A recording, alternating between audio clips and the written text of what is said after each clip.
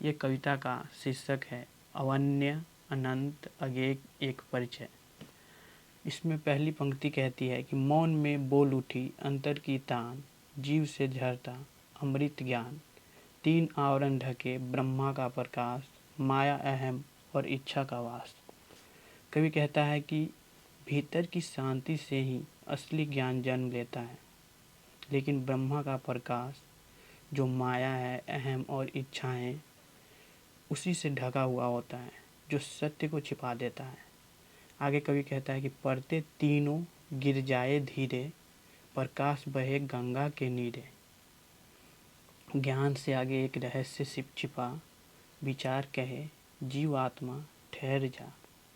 जब ये परतें धीरे धीरे हटती है, जो ब्रह्मा का सहज रूप रुक जाता है, तब विष्णु का प्रकाश बहने लगता है गंगा के नीरे।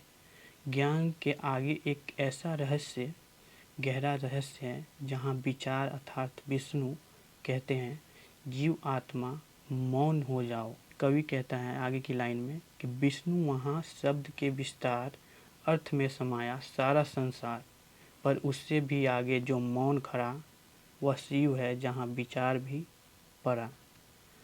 विष्णु वह शक्ति है जहाँ पे शब्द और अर्थ विस्तार पाते हैं, जिसमें सारा संसार समाया है। विचार अर्थात विष्णु ही पालन करता है, पर इनके आगे एक और अवस्था है जिसे शिव कहा गया है, जो मौन है, और विचार भी इनके आगे नहीं जा पाता है, रुक जाता है।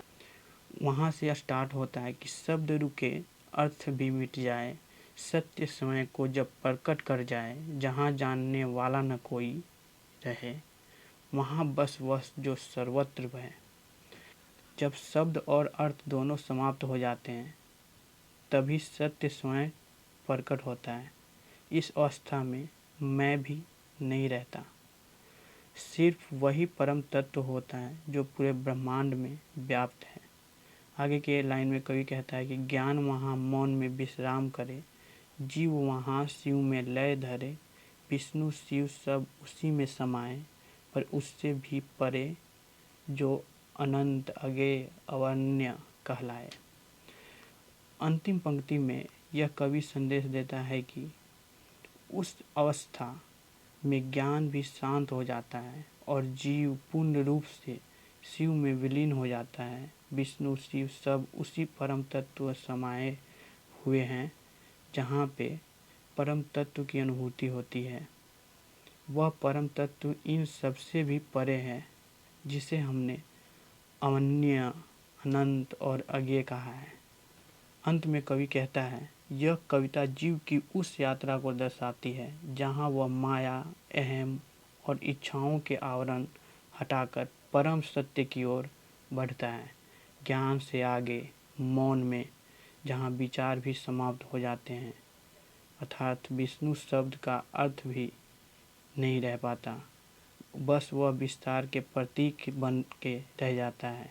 शिव मौन अर्थात वह मौन में चले जाते हैं और समाधि के प्रतीक बन जाते हैं, किंतु परम सत्य इन दोनों से परे हो जाता है। जब एक इंसान ये तीन आवरणों से हटकर विष्णु के प्रतीक में चले जाते हैं और विष्णु से यानी विचार से भी हट के मौन में जब चले जाते हैं, तब वो परम की अनुभूति होती है। तब एक ऐसा तत्व जिसे न कोई समझ सकता है, न कोई उसे विचार में ढाल सकता है, उसी को अवन्य, अन्य, अनंत और अगेय कहते हैं कवि। अंत में कवि कहता है कि न मैं किसी को अस्वीकार करता हूँ, न किसी देव को नकारता हूँ, बस आत्मा के दर्पण में झांकता हूँ, जहाँ ईश्वर ब्रह्मांड सा है। आत्मा प्रकाश की सृष्टि का आधार है। समय सुधरूंगा तो सुधरेगा संसार।